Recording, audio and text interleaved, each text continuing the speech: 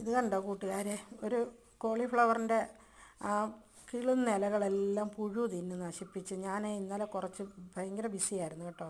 ഒരുപാട് ജോലികളൊക്കെ ഉണ്ടായിരുന്നു, എനിക്ക് ശ്രദ്ധിക്കാനൊന്നും പറ്റിയില്ല. ഒറ്റ ദിവസം കൊണ്ട് പറ്റിയതാണ്. ഈ ലീഫെല്ലാം ഈ ചെറിയ പുഴു കയറിയിരുന്ന് തിന്ന്. ഈ കോളിഫ്ലവറിന് അങ്ങനെ പുഴു ശല്യം ഉണ്ടാകും. ഒച്ച ശല്യമൊക്കെ ആയിരുന്നു നേരത്തെ. ഇവിടെ അങ്ങനെ അതെല്ലാം മാറിയതാണ്. അതാ ഈ ഇല കണ്ടോ, ഒരില മുഴുവനും അതിൻ്റെ ഹരിതകം എല്ലാം പോയി കണ്ടോ. നെറ്റ് പോലാക്കി കളഞ്ഞു. എല്ലാം തിന്ന് തിന്ന് നീരെല്ലാം ഊറ്റി കുടിച്ച് ഞാനത് നടത്തി കളഞ്ഞതാണ്.